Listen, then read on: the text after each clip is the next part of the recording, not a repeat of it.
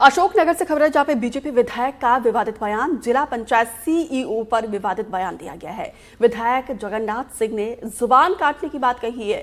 CEO को हटाने की मांग कर चुके हैं विधायक। मध्य प्रदेश के वरिष्ठ बीजेपी विधायक जगन्नाथ सिंह रघुवंशी के बोल एक बार बिगड़े हैं, जिससे प्रदेश की सियासी पारा को गर्म कर दिया है। चंदेरी विधानसभा क्षेत्र से सीनियर बीजेपी विधायक ने कुछ ऐसा कहा कि विवाद हो गया। दरअसल अशोकनगर जिला पंचायत सीईओ आईएएस राजेश कुमार जैन का एक वीडियो सामने आया है, जिसमें वो पंचायत कर्मियों के खिलाफ अभद्र भाषा का इस्तेमाल करते हुए दिख रही हैं। इसी को लेकर विधायक फोन पर बात करते हुए ऐसा कह गए, जिससे विवाद शुरू हो गया। उन्होंने कहा कि हमारे सांसद सिंधिया जी के खिलाफ किसी ने कुछ भी कहा तो उसकी जुबान काट लेंगे।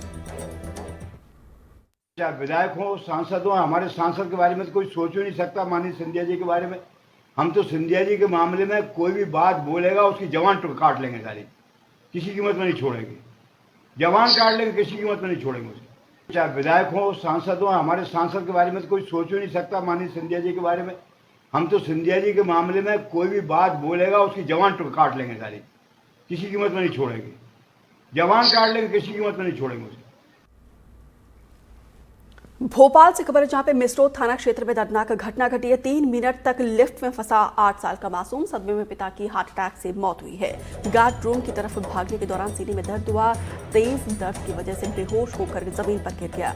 अस्पताल ले जाने पर डॉक्टर ने मृत घोषित कर दिया है। रॉयल फॉर्म विला कॉलोनी की मल्टी का पूरा मामला बताया जा रहा है।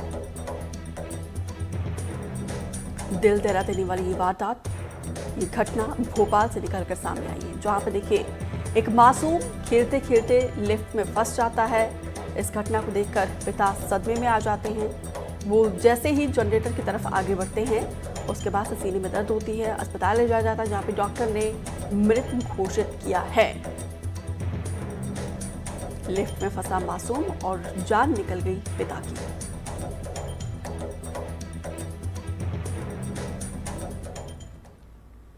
उज्जैन में पुलिस अवैध तरीके से जब्त हथियारों को नष्ट कर रही है। सालों से थानों में जब्त पिस्तौल, रिवॉल्वर, कट्टे रखे हुए हैं, जिन्हें गलाकर नष्ट करने की तैयारी की जा रही है। तो वहीं जब्त चाकू, तलवारों पर भी बुलडोजर चलाकर नष्ट किया जाएगा। दरअसल अपराधियों से जब्त हथियार थानों के मालखानों में रखे हुए हैं, जिससे मालखानों की स्थिति और ज्यादा खराब हो रही है। इसी को देखते हुए पुलिस ने कोर्ट में आवेदन दिया है, जिसके बाद से कोर्ट ने हथियारों को नष्ट करने की स्वीकृति दे दी है।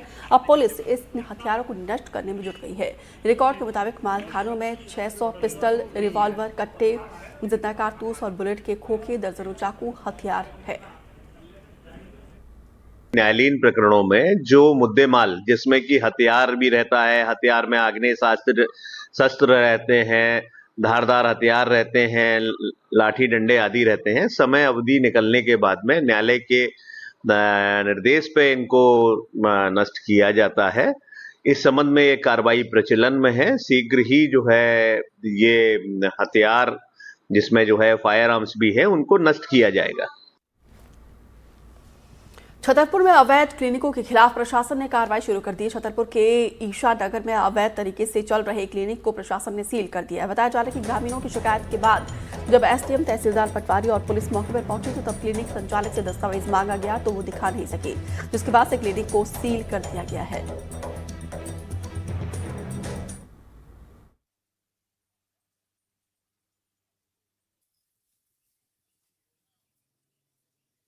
जो मेडिकल चल रहा है पहाड़ गांव से लंबे समय से, जो अवैध और मतलब अवैध क्लिनिक के साथ साथ जो दवाई भी वितरण की जा रही है, उससे 1 या 2 लोगों की मौत हो चुकी है, जिसके बाद भी कोई कार्रवाई नहीं हुई है। और उन पर कई मुकदमे भी कायम हैं। लूट जैसे संगीन अपराध दर्ज होने के बाद भी वो कंपाउंडर बने फिर रहे हैं, और एक्सीडेंट के भी केस कायम हैं। इन सब केस के बाद भी क्लिनिक जारी है। क्लिनिक में क्या बोतल इंजेक्शन, अंग्रेजी दवाई, सब दवाइयों, लाइसेंस नहीं है क्या? बिना लाइसेंस के, लाइसेंस भी जो भी है तो कोई भी मतलब किसी के पास कोई डिग्री नहीं है, और जो भी लाइसेंस उन्होंने प्राप्त किया है वो भी फर्जी, उसकी जांच की जाए।